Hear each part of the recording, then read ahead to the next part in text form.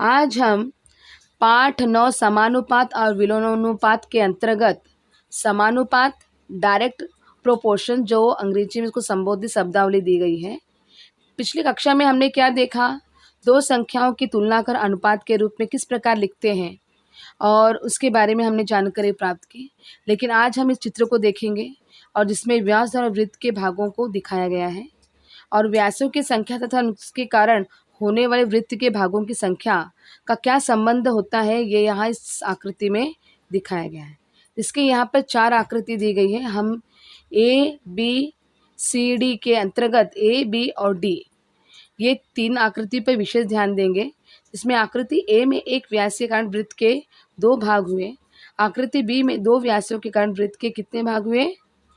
4 भाग हुए। लेकिन आकृति डी में 4 व्यासों के कारण कितने भाग हुए? 8 भाग हुए। तो वृत्त के व्यासों की संख्या और वृत्त के भागों की संख्या 1/2 बराबर 2/4 बराबर 3/6 बराबर 4/8। यहाँ पर व्यासों की संख्या तथा उनके द्वारा बने भागों की संख्या का अनुपात स्थिर है। अब देखेंगे, एक उदाहरण दिया गया है जिसको अभी आपको ध्यान से समझना होगा।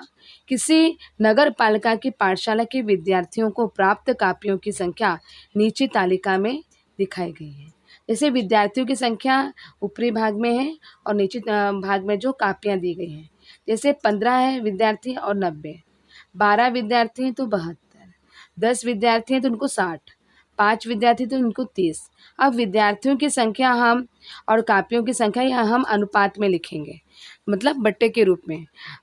15/90 बराबर 12/72 बराबर 10/60 बराबर 5/30 बराबर 1/6।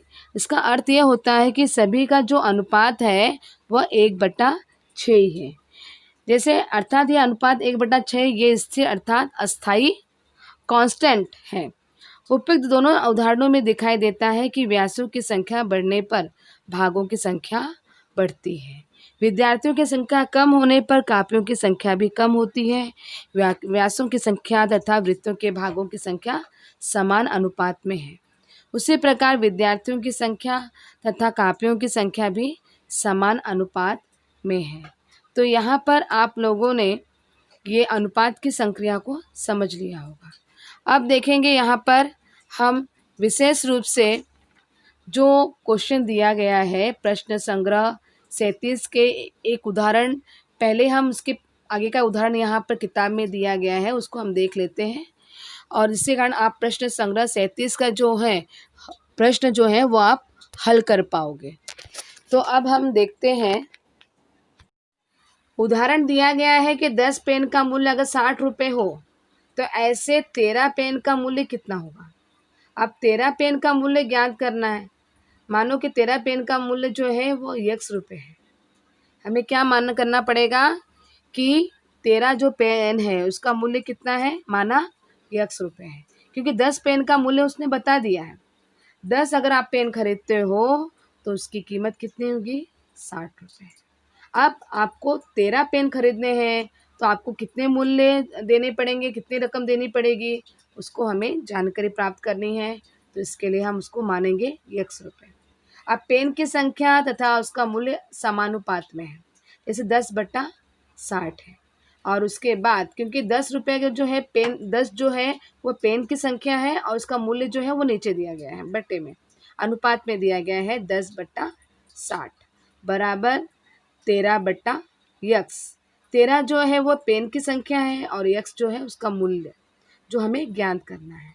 अतः अनुपात रूप में दिखाकर समीकरण प्राप्त करेंगे। मतलब आप इसको अनुपात रूप में भी बोल सकते हैं, बट्टे के रूप में भी बोल सकते हैं, 10/60 भी बोल सकते हैं, 13/x भी बोल सकते हैं, या 10:60 और 13:x।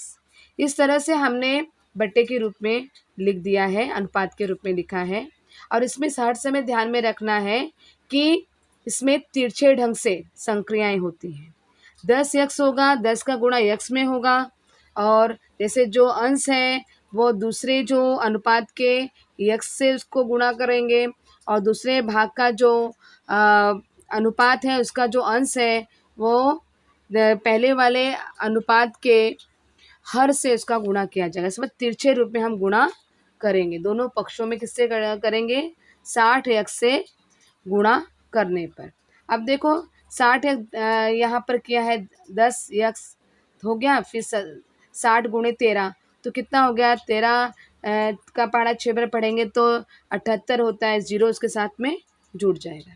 तो इस प्रकार 10x इसलिए जो है ये 3 बिंदु जो बताई जा रही है वो है संबोध करी इसलिए का संबोध है, ठीक है।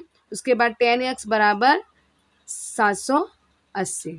तो अब दोनों पक्षों में 60 और यक्स से गुणा करने पर अब देखो यक्स को क्या करेंगे, यक्स को रखेंगे उसके बाद 780 बट्टा 10 तो अब 0 0 इसमें कट हो जाएगा और उसके बाद क्या बचेगा 78। तो 13 पेन का जो मूल्य है 13 जो हमने पेन का मूल्य हमें जो ज्ञात करना था वो है 78 रुपये। क्योंकि अगर हमें 13 पेन खरीदना है तो आपको दुकानदार को कितने रुपए देने पड़ेंगे 78 रुपये। इसी तरह से आपको प्रश्न संग्रह 37 के सारे जो सवाल हैं उसे हल करने हैं। समानुपात के साथ साथ में समीकरण का उपयोग करते हुए इन सवालों को हल करना है।